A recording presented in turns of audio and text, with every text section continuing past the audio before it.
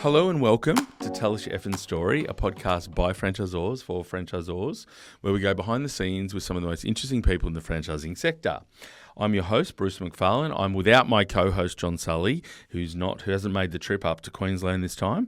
And I'm here with Hilarie Legg, the Franchise Operations Manager at World Gym. So welcome, Hilarie. Thank you. Thanks so much for inviting me and having me on. No worries. And thanks for making the big drive down from the sunny coast. Always. The sun was shining.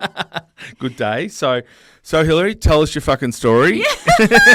We had to get it out there. I'm so glad you swore at me in the first. Oh, that was like 15 seconds. We had to do it. So normally that's John's role to be the Aussie bogan swearing, but that's okay. You did a good job. Yeah, did it right. Yeah. So, well, as you know, you've let me know that you have watched a few of the older episodes. Mm-hmm. You know that we go back, starting where it all started out. So you're Kiwi. I am. Yeah. Yes. Kia ora. Yeah. Kia ora. So I grew up in Auckland, was it? Yes. I was born and raised in Auckland. Yes. East Auckland, to be exact. Yeah. My parents are still there. I had a wonderful, wonderful childhood. Amazing with my sister, my parents. Yeah, absolutely incredible. Yeah, love it. And what was, we're going to talk a lot about the fitness industry over the next... my favourite topic. Yeah, but as a little kid, was fitness and sport a big part of your life as a little kid? Yeah, 100%. I just used to do all the Wheat Bix Kiwi Kids triathlons, Aussie Kid triathlons. Yeah, no, they just swap the word out. Sport, like netball, like everything under the sun. Like every lunchtime I would go and do like another sport on the field, or I even did debating. Like that's a sport. That's a sport. Sort of, yeah. Yeah, no. But no, I loved it. Just keeping active. Even once I had a triathlon party. That's how much I was into sport. Oh, Jesus. Yeah, I know. And what about your parents? So were they right into sport as well, or is it? Probably not so much sport. Like my mum is pretty diehard Les Mills. She used to take me, and I used to sit in the gym, like the gym childcare, like from when I was like a baby. And my dad, he was always like very strict, always training. Like he used to have the notebook and write like what he ate and what he lifted, and everything like that. So I think I was just always around it and just really like healthy and lifestyle. So just. And what did they do for work, mum and dad? So dad was in printing when I was really young, like printing all the catalogues and flyers and things like that. So obviously that evolved over time. And my mum she did so many amazing little jobs. She worked in like a jewellery store and for Hannah's, like lots of retail. Like she's a big people person. So, and then as years went on, obviously with printing, it just... wasn't, just as it was an evolving industry, right? Well, it probably didn't evolve, but and then so they decided to buy their own business. So they bought a florist shop because my mum went and did a floristry course. Yep. Yeah, and then now they've had that business for like 15 years or something. So this was after you moved out though? Were they all business owners or while you were a kid? Yeah, when I was like 10 or 12 or something like that, So you got a sense of family business? Yes. And you've got one sister. Is she younger or older? Yeah, she's younger. Yep. Yeah. So were you working in the florist? No. Well, if I was, it wasn't by choice. Like I remember as a kid, like going, like, because obviously they've got the flower markets like really early in the morning, like Monday, Wednesday and Friday. So some days I would have to go and like help. And it's like in New Zealand, it's freezing cold. Like I was like, really grumpy about it. But, obviously it teaches you like good work ethic. I had to like put all the buckets in the van and at the time I didn't like it. But looking back now, like I loved it, So. Well, I think it's, like being part of family business, or we talk about the franchising world, but that's a big part of most franchise systems is franchisees that are family-run businesses, and it's all hands on deck at different times. So, growing up, seeing a bit of that, and how's the florist been survived for a long time? Mum and dad still got it. They love it. Like mum always jokes that she's like world famous in Howick. No, it's good. I think you're 100% right. Like when you grow up around that, you not only see small business, but you also see partnership as well. Like not many people can work with their husband or wife, for that long. So I think it's taught me a lot. Oh, definitely, yeah. And the challenges of, I grew up in a family. My grandparents owned a business. My parents moved into that business, and then my parents sold it. So I worked in it as a kid, but didn't do it. And now roll forward, I'm a franchisee with a family business, and so working with my daughters and making sure that balance between, talking about the business all the time, like at the dinner table home and stuff like that? So was that something, how did your parents go with keeping business and family life separate to some degree? Yeah, I think it just rolls in, so it sort of becomes the norm. But like my dad now, he still works like 7 days a week, I think it just becomes the norm. And there's the conversations. Obviously, they shelter a little bit from you, especially like money and things like that. But I think overall, it's just you just don't know any different, right? Because your parents have just always done it. Yeah. Always done it, yeah. And it's a business that relies on being known in the community and stuff like that. So, which is great. And then, so what about non-sport? When you're not playing sport, you're at school. What sort of subjects? What did you enjoy at school? PE, of course.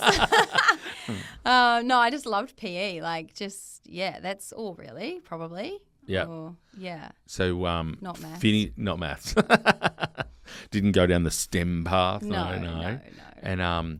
And so at school, where did you've got to the end to finish school? Yep, graduated. Decided you wanted to get into the fitness industry. Well, not to start with. So obviously I had my little part-time job working at Subway. So maybe that's where my love of franchising came from.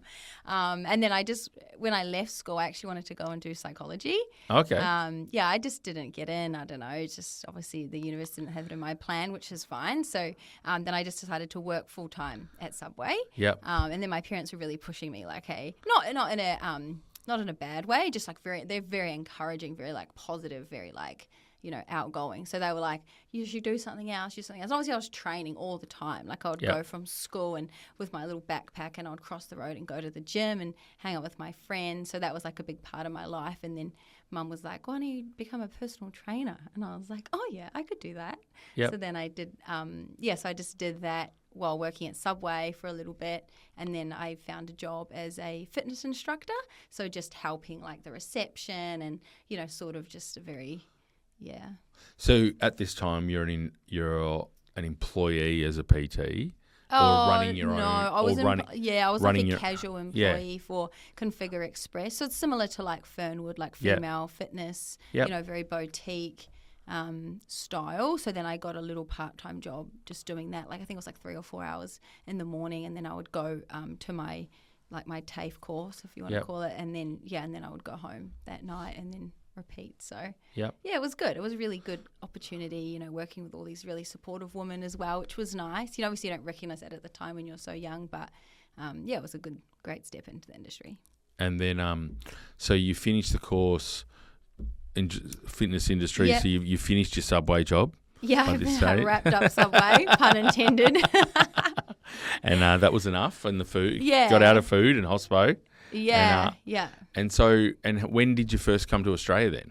When I was 21. Yep. Yeah. So I did that little job at Configure Express, and then I saw that one of the branches closer to home was hiring an assistant manager. Yep. So I thought, I can do that. So I applied for that, got that job, which was good. Loved it. Again, just working with all these incredible women and fitness and that sort of thing. And then a friend of mine, her dad had brought some Jets franchises. Yep. So it was very new. Like I think the first Jets to open was like Royal Oak or something in New Zealand, and then the second one was maybe Botany. Maybe don't quote me on that. So then I became friends with her, and then I thought, I could be a personal trainer. Of course, I've been studying. This is my chance. So then, I went across to Jets, which was fantastic. Yeah. So with that model, are you running your own business within the Jets model? Yeah. So you're paying like rent. I can't remember what I was paying. Maybe like, I don't know, $150, $200 a week or something like that. Yep. And then you would get, because I'm not sure if they still do it, but you used to tour people around the gym and, show them machines and like emergency buttons and things. And then you would come back around, and then I would like make sure that everybody stayed so I could like book them in for a consult. Because obviously that's like the best way to convert, right? Yep. You don't just let them run out the door. So then you like book them for a consult and write them a program and things. So your early days, you're running your own little book of clients where you have to market yourself and, Yeah. you know, like, are you competing with the other trainers in this, or was it kind of? I wouldn't really say competing. I Yep. would, there normally is like a few contractors to that club, and some gyms have certain like, well, not rules but guidelines, I guess you could say, of how many members per Yep. trainer. So, and I think maybe not competition, because a lot of people are also in their own lane. So, you know, one guy might be bodybuilding, you know, someone might be like postpartum, whatever it is. Yeah, so I don't know. I never felt like it was competition. Yeah. But it was, but I guess it was up to you to build your own book, though. So 100%. Yeah, 100%. There was no, Yeah. like, people would say, oh, this person might be interested in personal training, but that would be very far and few between. Like, it was purely off you. If you didn't have enough, Yeah. trial sessions or, you know, programs, whatever, booked off those tours, then you would have to go out onto the floor and say, oh, hey, how you going? What are you training for? And, you know, or hey, let me help you with your form. You know, like, it's definitely a skill to be able to do that. Yeah. Yeah. And if my research is right, you were the Jets Female PT of the Year Yes, award correct. winner at a Yes. young age. So how Yeah, I did- was really young. Yeah, yeah. So that was a great achievement. You're pretty happy with that? Yeah, I loved it. Yeah. I was hustling when I was, when I was doing that. I was working way too many hours, and I was like, I used to have a client at like 3:30 or something in the morning, because he Oh, used God. to like finish shift like by the airport, and then he would like drive home and then like want to train like on the way home. Like, I was like, oh yeah, no worries. Like, it's crazy. Hey? Like, looking back now, I'm like, oh my goodness, Hilarie, but That's a I loved very it. early start. yeah. Yes. Yeah. But, you know, it was great. You know, obviously you'd have your break in the middle of the day, and then you would come back and just work all night, and it was just my whole life. Yeah. Yeah. Yeah. And so that was still in New Zealand. Still in New Zealand. Yeah. And so for how long did you do that for? Oh, like 2 years. Yeah. Yeah. And then the time to explore the world a bit more? Yeah, well, you know, I was 21, so Yeah. I was invincible. Like, Yeah. I could do anything. I could Yeah. take on the world. So, I decided that I would move to Perth. And We're in Surface now. Isn't this the first stop for most Kiwis? normally, traditionally, yeah. Traditionally it is. was, I you know. think I just... You thought you'd go the other I thought side I'd of the just country. go like the furthest side away. Yeah. Yeah. So did you do any other travel before you ended up in Perth, or No, not? just straight to Perth. Straight to Perth? Yeah. And did you know people in Perth, or what happened? No, No. just went. I just went. Just I picked a spot. Just picked a spot, yeah. Yeah. And then I just like looked on Seek, and I was like, okay, personal training jobs. Yep. And then I found a job working for Kings Park Next Generation. Yep. Yeah, so that was cool. That was like obviously a different model, like Jets 24-hour fitness, now working for Kings Park. So like more high end, you know, more Yep. like lifestyle club, a bit more boutique-y. Yep. Yeah, so that was good. And yeah, going back to your question about competition, yeah, there's a lot of competition Oh, there. this one? Yeah. So a similar yeah. model with the PTs that... So, yeah, same. So still paying So you're running rent. your own Yeah. book of clients, essentially. Yeah, Yep. yeah. But competition to get the next client. Yeah, because there was a lot of PTs there. Because obviously the PT culture in a club like that is very strong, right? Like, Yeah. obviously there's a higher socioeconomic group, and, you know, there's more disposable income. So it was like the norm. Like, if you'd look around and you would see, you know, 15 other people with PT. So, you know, as a member, you would just think, oh, this is what I've got to do. Yep. So from that point of view, it was good because the culture was already established. But on the flip side of that, yeah, it was very competitive. And maybe because I'd had the luxury of, you know, the 24-hour market coming to New Zealand, it being like the next big shiny thing, and, you know, selling in the thousands, pre-selling in the 500s and the thousands, to then going into a club that was pre-existing Yep. and trying to break the back of, you know, 20 other PTs that are there. Yeah. So, and then, so with that club, how many years did you last there? Oh, like a few months. Oh, yeah. Wasn't Just that a much little fun? while. Yeah. Yep. Yeah, and then from there, yeah, obviously it wasn't like, yeah, it was not for me. Yeah. And then so by this time I had met my ex-partner now, but my partner at the time, and then we decided to move to Margaret River. We were both like surfing and young and free, and Didn't get eaten by sharks, so that was good. Yeah. I saw a few. Saw a few, yeah. Yeah, and lots of whales, but Yeah. no, didn't. So Yeah. that's good. Nice part of the world. Beautiful. Was he from Margaret River, or was he No, from... he was from Perth. Oh, Yeah. so it was a shift for him as well? Yeah. But he'd been down there a lot, like, you know, just growing up in WA, and Yep.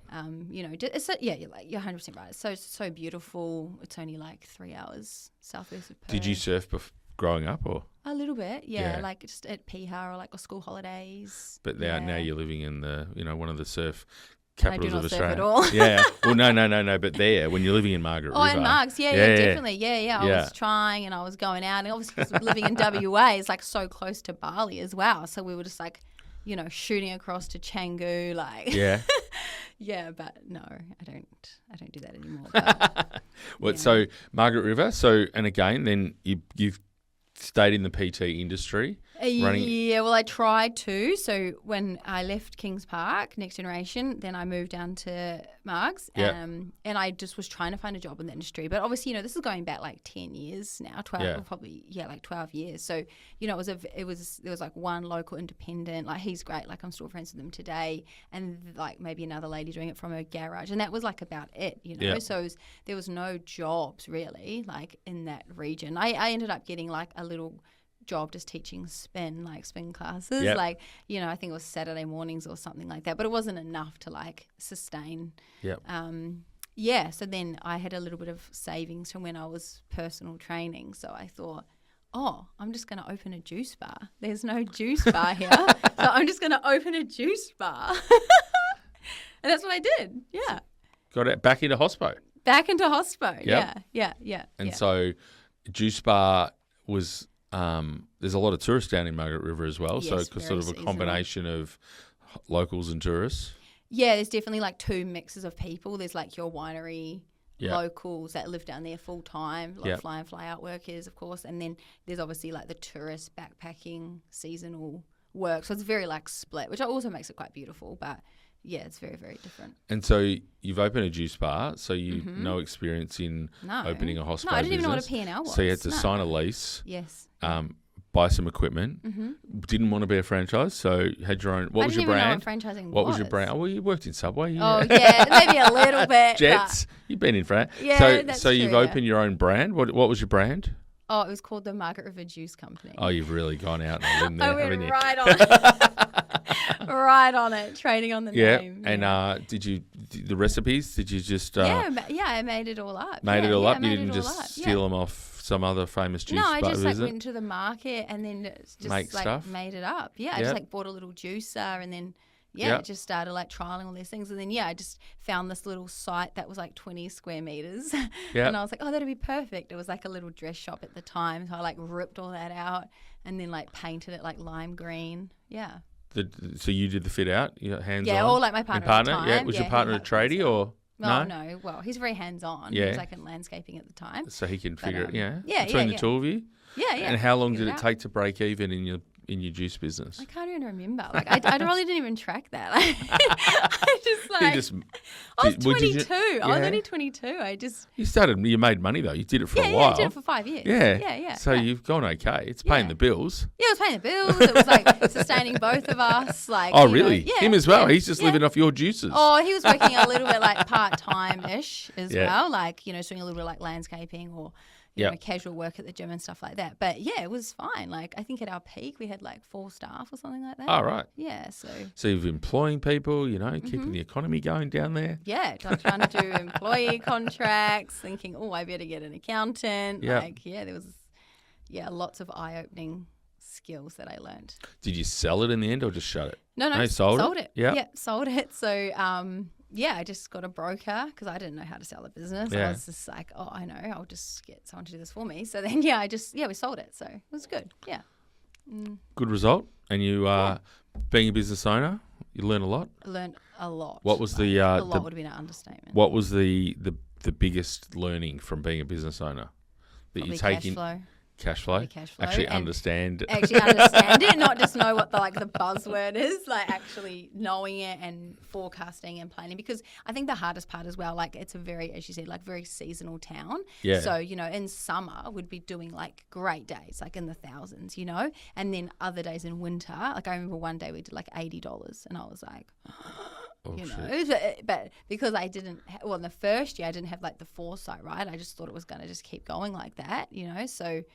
Yeah. So, I learned that the hard way. Learning the skills of running what a P&L was. Yes. That's a really good skill to have. If you're going to open a business, I highly recommend understanding that. Yeah.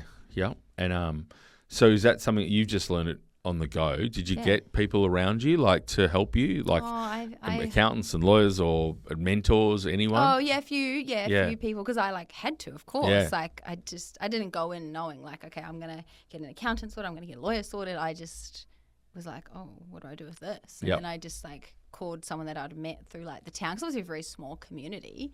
There's only like, I think the population back then was like 50,000 or something like that. Like, so you've negotiated a lease though as well, which no idea yeah. what rent you're supposed to pay or. No, I just like compared it to other things online, and then I was like, yeah, sounds fine. Sounds fine. Yeah, sign the line. Yeah, sign on the dotted line.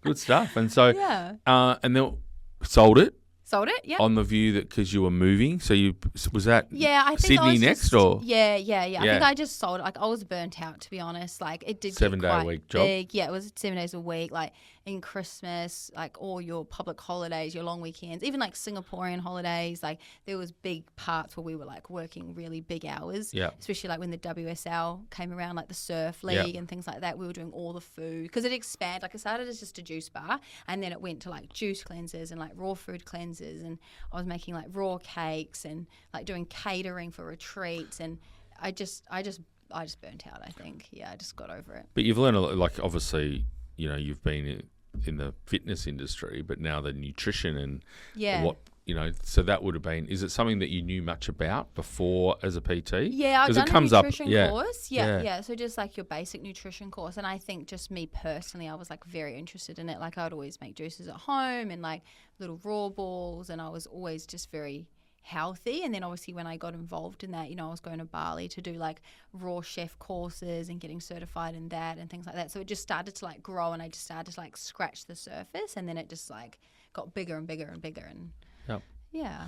And so you sold it? Yeah, sold it. Sorry, yeah. And then, and then I saw that Plus Fitness had come to town. Yep. So another 24-hour great brand. And then I thought there was a manager job, so I was like, oh, I can do that. So I like put my CV in, and sure enough, So what was the thought process around from being, you're an entrepreneur, business owner, to getting back to being an employee? It was just your burnout? I think I was just tired. Yeah. So it was just easier to get a job and go back into it? I think so, yeah. Yep. I was just tired. I probably just wanted to go back into the fitness industry as well, and saw that opportunity there. And does the juice bar still exist?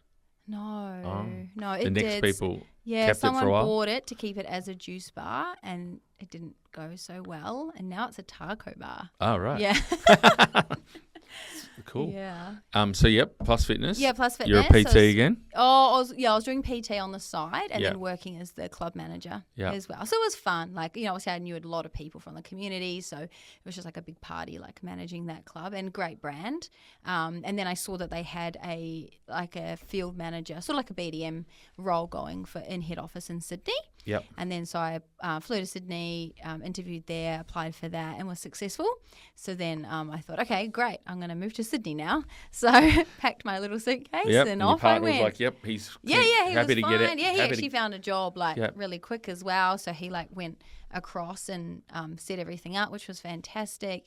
And then we spent 2 years in Sydney, loving it. We started in Penrith, go the Panthers. Yeah. And then and then moved to Cronulla, so go the Sharks. So you change teams every time? No, I didn't. I go for the Warriors. Of course. That's like the way. So Warriors first, then Penrith, and then Cronulla. Yeah, it's the order I lived. You see? Yeah. Oh well, Penrith, you got a few flags to be staying on that one. Well, not this year. Not this year. We'll see. Maybe Bulldogs. No. And so enjoyed Sydney. Sydney was just great. Working in the clubs. Working so just like franchise support, so doing like a lot of like the audits and like helping to open the new clubs and supporting franchisees coming into the network, resales. Through head office. Through head office. So I was working out of head office in Narellan. And then that was great team. Yeah, John and Nigel were fantastic. Loved it. I loved it. Yeah, it was a wonderful job. Yep. So how big was Plus Fitness at the time? Or I want to say like maybe 350 clubs or something like that. Yep. Yeah, I won't. Yeah. So were you travelling a bit then? Yeah, I was. Yeah. So I was looking after the Sydney portfolio because Sydney is where they started. So obviously very, very strong in Sydney. And I was looking after the Sydney portfolio there with another person. And then they gave me the Melbourne portfolio. They had a lot of corporate clubs owned in Melbourne. So then I was flying like every Tuesday. I would fly to Melbourne and do my rounds through the club and then come back. So yeah, looking after the 2 states. Yeah. Yep. And then back to New Zealand. Yeah. So then I fell pregnant with my first beautiful little girl. And then COVID had hit as well. So I went on maternity leave with the intention to go back to Plus. Because I loved it. And then COVID had hit. My partner at the time had lost the contract to his work in Cronulla. So then the only work they had was in Wodonga. So we were like, so he was like fly out sort of, or drive out. Drive to Wodonga. Yeah. It's a big drive. Yeah, it is. And I was at home like with my little girl, and then so we thought, oh, well, this is a bit silly. Like I might as well just move to Wodonga. So we moved to Wodonga for a couple of weeks. Why not? Like I was on maternity leave and COVID was here, and and then it got to the point where they were going to close the borders with COVID, and I just thought to myself, you know what, like maybe this is just a sign that I just need to move home and be with family. Like I've got a little, like Jemima, who's my oldest, she was only like 3 or 4 months or something at the time. So I thought, you know what, maybe I just need to move home and be wrapped up in family. So we decided to do that. Spent the whole 2 weeks in the hotel room. Quarantine, and my little girl. With a 4-month-old. Yeah, with a 4-month-old. And my little girl, when we hopped off the plane, because she was teething, you know, they get like a little temperature. Yeah. They, obviously her temperature had spiked. And then they said, oh, like you obviously got COVID. And I said, I don't think so. But anyway, so we had to wear like the full, I mean, this is in New Zealand as well, so very strict. But anyway, so we survived 2 weeks in quarantine, walking around a car park, and then and then started living in Auckland. Yeah. Back in the fitness industry, Back into mum and dad's house, back into the fitness industry. So was it Snap first and then? Yeah, so I did Snap. Yeah, so a great, obviously another great, fantastic brand. Working in the 24-hour space, which was really, really good. Opened a club there and was doing like a little bit of like site management and so working for the franchisor rather than working for the franchisee. Yeah. So managing. Yeah, so he was like a multi-site, so sort of like a cluster manager Yep. role. So I had like the main club that we were focusing on opening, and then obviously he had a few others that I was looking after. So no more PT? Oh, I was doing a little bit on the side. Like if I'd become good friends with someone or there was someone who's really regular with their training, then I'd do a little bit. Yeah. Yep. And how long did that go for? Like a year. Yep. Yeah. Before the Belgravia. Belgravia. Belgravia. Yeah, fantastic. Like, I think I just really wanted another opportunity in the, like, obviously like pool and leisure more with Belgravia, and just a very different model than the 24-hour. Yep. A larger business. Yeah, larger business. The sites, I think at the peak there we had like 65 staff or something like that. And you're running the... Yeah, so I was working out of the main site in Pukekohe, so out of Franklin Pool and Leisure, and then we also had 2 seasonal pools as well. So we had Waiuku and like right in the Pukekohe, like the heart of Puke. Yeah. So I was looking after all of that. So and that was a big site. Yeah. And so your daughter's kind of 1 or 2 at this stage. Yeah, she was 2. So, balancing all that out. Yeah. Balancing all that, like. Yeah, it's a big business then. Yeah. It was a big business. Yeah, and obviously it was in a low socioeconomic area as well, so that like presented its own raft of challenges. You know, obviously being very seasonal with like hiring lifeguards and obviously the pools. I hadn't done the pools before, so that was probably my biggest weakness in that role was just like the pumps and like all the back end stuff with that. Pool safe, like that was. How much did running did you need to be across if something went wrong? A lot. A lot? Because we obviously had like reception, which was fine, and that had its own troubles, with like theft and like the retail side stocking like Zogs and goggles and bits and pieces like that. And then we also had childcare as well, so before and after school care. So that was like a lot to learn with just child safety, and we obviously had the vans that we were running as well. So like the managing the company vehicles. So it was a lot. Obviously, then the pools, the swimming lessons, like you learn to swim, your like squads, like it was a lot. And then downstairs you have all the badminton courts, basketball. We had the feeder team to the breakers training in that facility as well. So that was like, managing those partnerships and what that looked like with like the events. And so it was a lot. Yeah. It was a big role. Yeah. And 65 staff, from beautiful women that had been there for, 15 years that I'm still friends with today to casual receptionists bringing their dogs to work saying, I'm sorry, you can't bring your dog to work today. Like, So what was the, other than technology, was it the managing so many staff? Was that the biggest learnings? Yeah, because it's like mostly casual staff too. Mostly casual, very young staff as well, like your lifeguards. Yeah, definitely. And just the pools in general, like the old sites, like just and just lifeguards, like near drownings, like it's really scary. Did you have any? Did you have any incidents? Yeah. So it's just prevention, and then like the aftercare of that as well was like absolutely critical. Like I learned so much just in my own life, and now even when I go to the pool and things like that, I can't help it, but like I'm just zigzagging my eyes all the time, like. Yeah, just learning those skills, like lifeguarding, like just so much. We, my kids did a lot of nippers, and I spent a lot of time doing some water safety for nippers, and we ran an event called the Bloody Big Swim down in Melbourne, and we did it for 2 years, and it was fine. And then we kind of lost a swimmer on the third, like someone had an incident on the water out in the bay, and I was like, geez, we're not equipped for this. This is it's really scary. Like water is so unforgiving. Yeah, and it can happen so like you can. I think the stat is like you can drown within 6 seconds. Like it's really awful. Yeah. Yeah. So how long did you do that role? Another year and a half, because then I fell pregnant with my second daughter. Yep. Yeah. And so still in New Zealand, you've got through COVID. Still in New Zealand. What were some of the learnings of running a business sort of coming in it? Because New Zealand locked down not quite as much as Melbourne, but a fair bit, didn't they? It was very strict. Yeah. So a lot of work from home. But you're running a gym though, so you're just trying to do a lot like to keep your community engaged and like give back to the community. So when we were doing like boot camps, like out on the grass, like but all spread apart. Just doing a lot of like online workouts. So I'm like in my garage, like filming all these workouts and posting them, and doing like live workouts and doing like tips and tricks for water safety and just like all this stuff. Like you just had to get so creative with it as well. Yeah. And so how much was coming out of head office compared to what you were trying to do yourselves? Because Belgravia is obviously a massive company. Yeah, I was sort of like in between like Snap and Belgravia, so I probably saw it from both sides. I think it was more just like very club specific. I think because I wasn't working for the franchisor in that role. In Snap, you're a franchisee level. Franchisee level. So maybe I didn't see. Whereas Belgravia's corporate. So, yes, so totally opposite, not customer facing. Obviously they take the contracts. So, so I would say it's just like more what the staff wanted to do and their engagement. Yeah. Cool. And then New Zealand back to Australia? Yeah. So I had my second daughter in Auckland, and then we decided, okay, we don't want to live in Auckland anymore.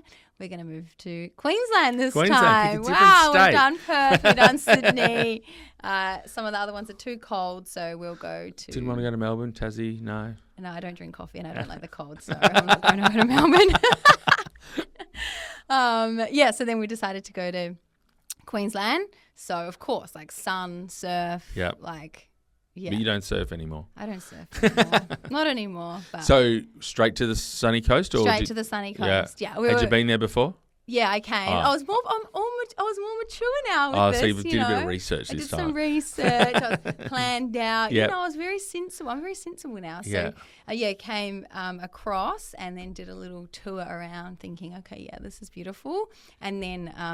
And then a few months later we moved across, so it was good. Well, it's crazy the amount of development and stuff. Like, so which year was this? How many years ago? 2 years ago. 2 years ago, yeah. It's just been, I've been spending a bit of time there with clients and stuff, and like now with the Olympics coming, there's just boom.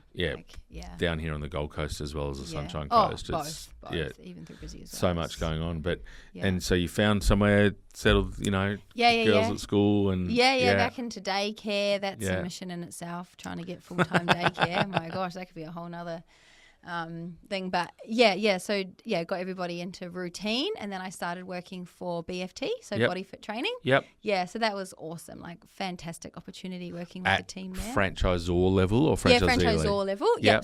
So I was employed by head office as like we were called like RFM, so like regional support managers. I was looking after all of Queensland and then into New South Wales. Another brand that grew really quickly. Very quickly. So I've done some work with the guys at BFT, and so they one of the challenges they had, lots of, because it grew so quickly, is systems and processes following the growth and whether or not they're up to it. Like you've worked at large corporates, you've worked at a number of different franchise brands. So was that something that you could see there, that the growth had gone past the head office capabilities or systems? And I think also as well, maybe because I came in that in between time of like obviously private equity coming in as well. So that was like a bit of a shift. And I think I'd seen a little bit of it when Viva had acquired Plus Fitness. So I'd sort of seen that before, but that was on a different sort of level, and now seeing it with BFT and how that looks and influences, and then also marry that with like a lot of growth going very, very fast into different states. Obviously now they're doing very well through Asia, but so your role, they're International Franchisor of the Year. We just saw recently. So they're going very well. They're going very well. So I know Dave was in the office a couple of weeks ago, and so they obviously they're still some of the domestic stuff is still trying to clean up the remnants of that growth and how they manage that and make sure that club by club they're profitable and 100%. And I do honestly, not just speaking to BFT, but I've seen it in other brands, and like that franchise recruitment part plays a massive role. And maybe in hindsight, and again, not speaking just to BFT, but you can see when you've got a model that maybe prefers owner-operator, you can see the consequence of maybe selling to a multi-territory, a lot of investors. Taking a lot of territories. More silent investor doesn't want to be as hands-on, and maybe got other business interests on the side. I think we can really see the difference there in our industry, and especially in the boutique sector as well. So your role at BFT was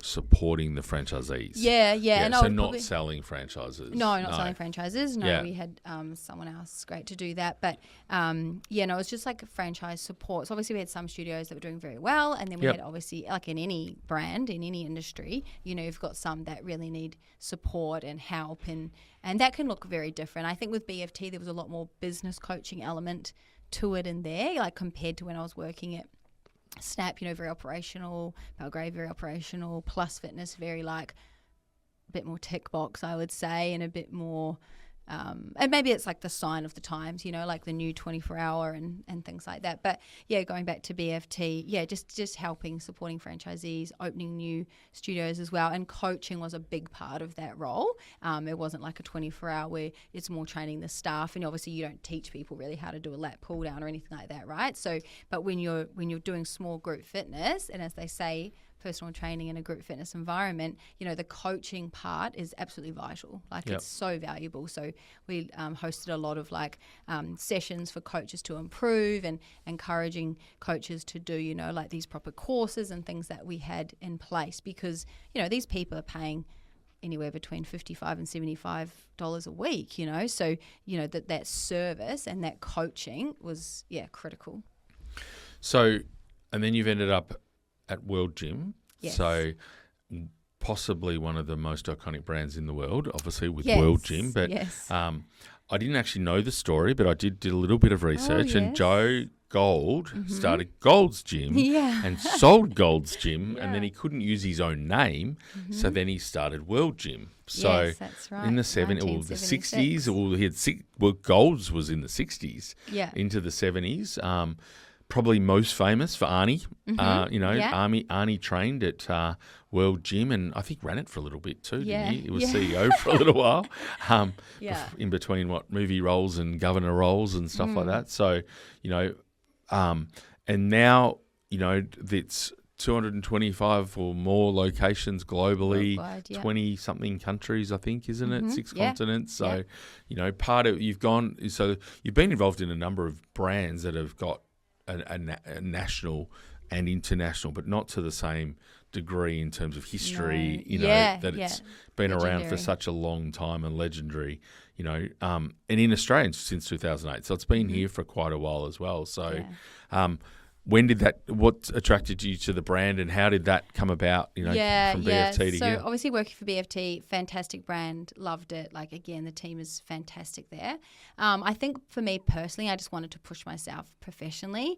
I just really wanted to just bite off a little bit more than I could chew, and chew a little bit faster, to be honest. And I think and then obviously I saw this opportunity come up with World Gym, and I hadn't done big box before. Obviously I had done Belgravia, which is similar, but it's very different. Because you had a pool. Yeah, because I had a pool. No, Leave the pool. Well, we'll talk about recovery soon Yeah. if you want. No.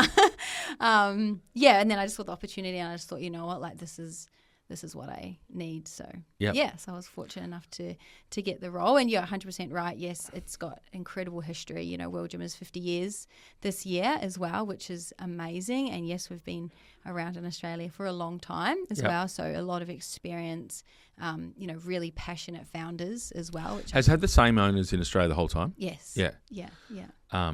So you've done you've run businesses, you've been a PT, and you've run individual sites and all of that. So now bringing all that experience into a franchise operations role, where have you taken your key learnings out of all of those things? Oh, people. Like, people have to be the number one the whole way. Like, I think for me, that comes quite naturally to me, but it's hard to spread that across any brand, and making sure that, like, service is number one.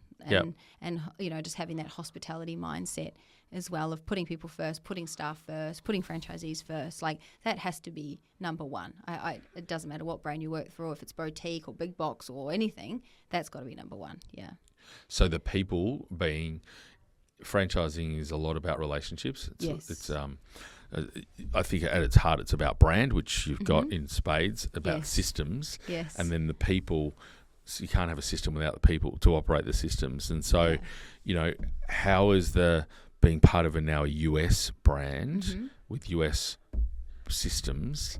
How's that? How have you seen that compared to some of the Australian brands that you've been part of? Yeah, we're quite separate to the US in some degree, and just recently the World Gym head office got acquired by Taiwan as well. So now Taiwan is our head office, for lack of a better term.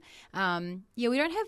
We obviously have a lot of influence from the US to certain things, but to be honest, like, Mike and John are just pioneers in that space of bringing World Gym to Australia, and we are very good at what we do, system and process wise, and making sure that we're always one step ahead and always evolving as well, and I think because we are a big box as well, like, we've got systems and processes obviously for everything, but we've got some for retail, because our retail space is so big. We've got things for the barbell cafe, for personal training, childcare, group fitness, functional training, high rock, like, you name it. Like, it's we've got a system process for everything. And how many locations now? 52 open, with probably another 10 to 12 in the pipeline. Okay. Yeah, so a lot of growth. So your role's national, checking all the... How often do you do the circuit? Yeah. now with obviously with since COVID, it's allowed communication to be much better online, but there's nothing like getting into the club and it's meeting with the franchisees. 100%, we've got a great setup and a team at the moment. Like, obviously we've got a lot of people looking after certain roles and parts of the club. So we've got like a national retail manager. She's incredible.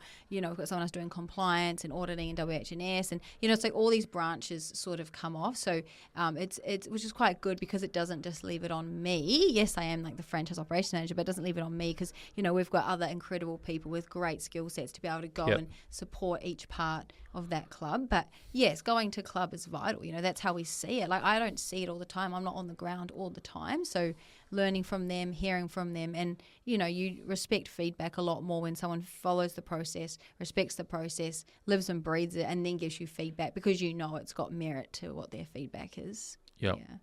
And so the data, like, what's the sort of cycle? Like, how often are you 50? There's 52, you said? Yeah. One every week, is it? Oh, no. Yeah. No, yeah. Have you got people in a team that we've got people in the team that will go around and do like the audits, or obviously we've got like packages and like other support plans. Obviously we run a lot of training from head office, and we do like upskilling and development days that we try and dot around to each state as well, so we can really try and bring people together. And just obviously we also go where a site might need support. Like, obviously we're very blessed that all our franchisees do very well, but at the same time, there's still room to improve, to move the dial, to drill into those 1%. And so for your high-performing franchisees, what's the sort of thing? How do you having experience, which is in this sector, which is handy because I know lots of the franchise operations role. It's the franchisees that are high-performing, and the relationship with head office is like, well, what can you teach me? Because I've been doing this and I'm going pretty well at this. So how do you what sort of strategies do you learn to use to engage with the high performers? Yeah, no, that's a great question. I think it's just really showing them, like, everybody gets busy and it's really hard to be across like every aspect of your business. And I think it's just also looking under the hood of their business and saying, hey, have you looked at this? Have you been doing this? Like, and just drilling into those 1% and just looking to always evolve and make it better. And sometimes asking them, like, what can we help you with? Like, what are you noticing? And sometimes I think we can help franchisees more by helping their staff. Like, yes, the franchisee at the end of the day is responsible. It's their investment. But, sometimes, especially a lot of our franchisees, they've normally got other business interests or other investments and bits and pieces. And we do have a big shareholder group as well sometimes in some situations on that franchise agreement. So sometimes the help can actually come from helping the staff on the ground, because the franchisee might not know that system and process as well because they're not in the club all day, every day. So, investing in the staff and helping them. Yeah. And now you know what a P&L is. So yes, getting into the numbers for the franchisees. So on the other side of things, where you've got franchisees that are struggling a bit, and how do you using the data and the financial analysis that you can do at head office to help your franchisees? I think there's two parts there. I think the first one is education. So really like educating the franchisee, because as we know, when we go and speak to a franchisee and say, hey, this could be done better, they normally got their back up, a little bit, and maybe they feel embarrassed or maybe they just didn't know, I'm not sure. But, so I think there's that part of educating them. And I also think it's comparing data to other clubs that are doing well, so when we hear, oh, I can't, it's just not my area, it's just not in this area, or, like these, the weather or something like that. It's like, well, maybe it's not, because, you've got this club over here or this other regional club or whatever it might be that is actually doing this, and you're down here doing this, and, these are the reasons why. Do you share the data amongst the network? We're not as good as someone like Baker's Delight, but no, we're pretty... everyone stays in their own lane. We might like pull threads of it and we share not financial data. We have a leaders call every fortnight where we'll go on and we'll share like sales stats and like retail sales and shakes and things like that was sold, but it's only like a unit number. It's not like, 50, 100,000 or whatever it might be. Yeah. And so you haven't been there that long, but if you had to go through those hard conversations of you're just not performing, and what we can do. So how do you, when it's going the wrong direction, back to people, you got people and data, so the numbers aren't working, the relationship probably is not going well. Have you had to get, are they better off out or try and save it? Yeah, I think the first thing, like my boss Roger always says to me, like seek to understand first. So that would be the number one, like to see why, look back at the trends. And I think like it's just critical that we try and be so front end heavy to prevent them getting to that spot first, and that goes all the way back to franchise recruitment, and who are we advertising to, who are we recruiting, and how many hoops we're getting them, the potential franchisee to jump through before that, and then being so front end heavy with the pre-sale and getting them into the green and educating them about ads or stuff or whatever it might be, and retail and ordering and stock, to then set them up for success, because then it's easier, right? Like, so, and I think having those difficult conversations, just coming back to your question, I think you've just got to seek to understand. You've got to be prepared to have the data ready to go, and you've just got to be patient as well. But to be patient, you also have to be strict, because otherwise sometimes they just take it and run a little bit. Yeah. And have you ever ended up in, not just current role, but in previous roles, where it's just got really messy? Oh, 100%. Yeah, 100%. Yeah. And what's the learnings from some of those situations that maybe weren't handled as well as from a franchisor's point of view? Well, as we know in franchising, there's a lot of different personality types. I think it's just franchisees, maybe like they're stressed, or maybe they're not handling their emotions as well as they could be or should be. I think the biggest thing is just making sure that they understand that we're in partnership together. We've all got the common goal, which is to make your gym successful or whatever it might be. So, and I just think you've just got to have these boundaries in place where everybody respects your team. Like we don't yelling at somebody, being rude to somebody, sending a rude email doesn't solve the problem, like, yes, it gets the message across, but you can do that in a different way. So I just think you've just got to stay calm, like, and try and diffuse it before you've got to do a show cause notice, before you've got to, and again, it just comes back to educating them, making sure they're doing the right thing, and showing how much better it can be. And having run, being an entrepreneur, in running a juice business, being a PT, you never thought, I'll just get back and run some of my own clubs as a franchisee?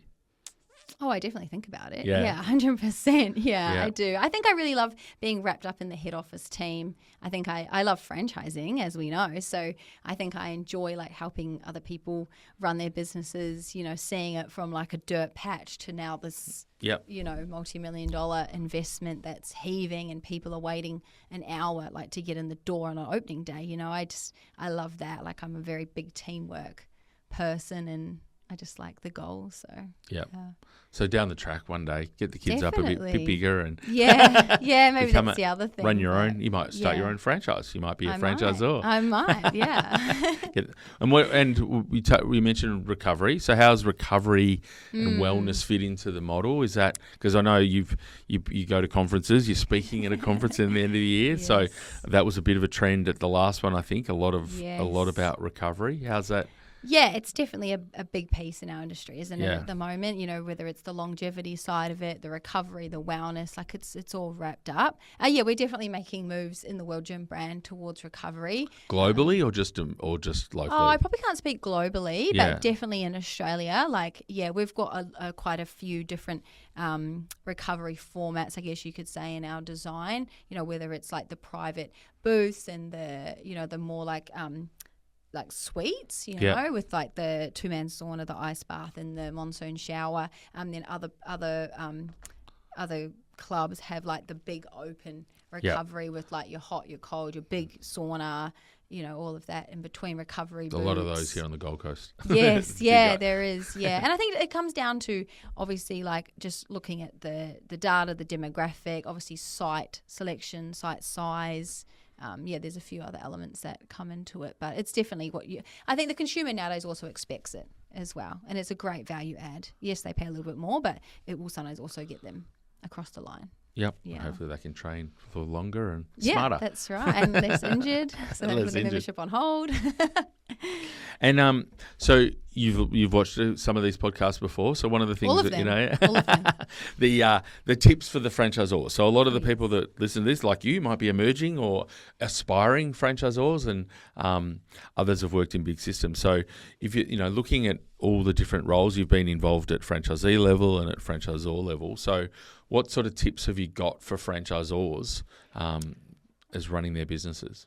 Oh, as running their businesses. Well, for the franchisor's point of view, yeah.